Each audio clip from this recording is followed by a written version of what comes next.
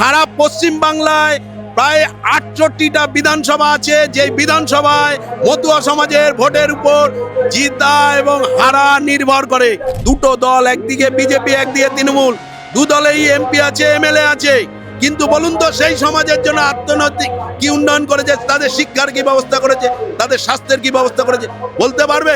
কারণ তাদেরকে একটা ভোটের পণ্য হিসাবে ব্যবহার করবে।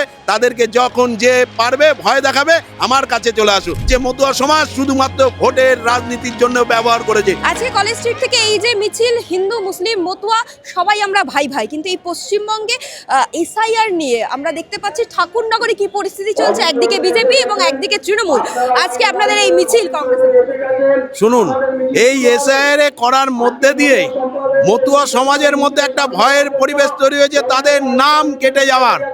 কারণ 2024 সালে এই সকল মতুয়া সমাজের মানুষজনের তাদের ভোটের মাধ্যমে বনগাঁ লোকসভার এমপি হয়েছে বিজেপির, তাদের মন্ত্রী হয়েছে, কেন্দ্রের সরকার হয়েছে বিজেপির।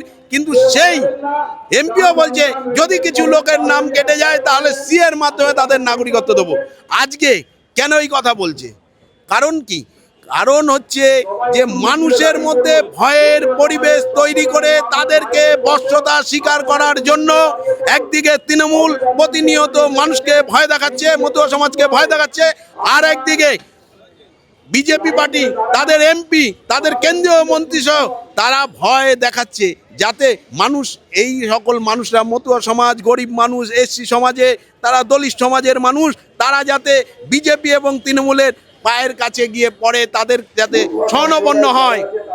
এর জন্যই এই ভয়ের পরিবেশ তৈরি করে মানুষকে বশ্যতা স্বীকার করানোর জন্য বিজেপি এবং তৃণমূল কাজ করছে। তৃণমূলটা বলছে আমরা আপনাদের পাশে রয়েছি, মমতা বালা ঠাকুর অনশন করছেন, মধুপর্ণা ঠাকুর একটা টিকিট দেওয়া হয়েছে তৃণমূলের পক্ষ থেকে, জিতেছে। শুনুন, মতুয়া সমাজের মানুষকে টিকিট দেওয়ার একটা এমপি এমএলএ বাদ দিয়ে আর কি করেছে বলুন তো? মতুয়া সমাজের আজকে কত শতাংশ ভোট আছে? মতুয়া সমাজ, এসসি সমাজের কত শতাংশ ভোট আছে? সারা পশ্চিম বাংলায় প্রায় 68টা বিধানসভা আছে, যে বিধানসভায় মতুয়া সমাজের ভোটের উপর জিতা এবং হারা নির্ভর করে।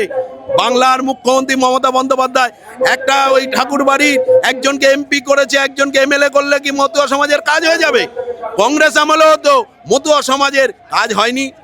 তাদের পিয়ার ঠাকুরকে এমপি করেনি, সেই পিয়ার ঠাকুরকে মন্ত্রী করেনি, এসসি এসটি ছেলে তাদের মন্ত্রী করেনি। তখন এই সকল মানুষকে এমপি করানো হয়, তাদের সামাজিক উন্নয়নের সব দিক কংগ্রেস দেখেছিল। আজকে বলুন তো দেখি, দুটো দল, একদিকে বিজেপি একদিকে তৃণমূল, দু দলেই এমপি আছে, এমএলএ আছে। কিন্তু বলুন তো সেই সমাজের জন্য অর্থনৈতিক কি উন্নয়ন করেছে, তাদের শিক্ষার কি ব্যবস্থা করেছে, তাদের স্বাস্থ্যের কি ব্যবস্থা করেছে বলতে পারবে? বিজেপি তৃণমূল কেউ বলতে পারবে না। কারণ তাদেরকে মনে করেছে মতুয়া সমাজ শুধুমাত্র ভোটের রাজনীতির জন্য ব্যবহার করেছে। প্রকৃত তাদের কোনো উন্নয়নের কথা কি বিজেপি, কি তৃণমূল, কি মমতা ব্যানার্জি, কি কেন্দ্রীয় মোদী সরকার, অমিত শাহরা একটা কথা বলেনি। তাদের কর্মসংস্থানের কথা বলেছে? মমতা বন্দ্যোপাধ্যায় কিংবা শুভেন্দু অধিকারী থেকে সুকান্ত মজুমদার থেকে কিংবা শান্তনু ঠাকুর যারা রয়েছে তারা কোনো কথা বলবে না। কারণ তাদেরকে একটা ভোটের পণ্য হিসাবে ব্যবহার করবে। তাদেরকে যখন যে পারবে ভয় দেখাবে, আমার কাছে চলে আসুক। আজকে ভয় দেখিয়ে তাদেরকে বলছে যে সিএর মাধ্যমে আবেদন করার জন্য। কখনো তাদেরকে কার্ড দিচ্ছে, মতুয়া অল ইন্ডিয়া কার্ড। কেন দিতে হবে তাদেরকে? কেন নিতে হবে? পয়সার বিনিময়ে কেন নিতে হবে? এ প্রশ্নের উত্তর দেবে না বিজেপি? তাদের নেতৃত্ব দিতে হবে না? এর উত্তর দিতে হবে।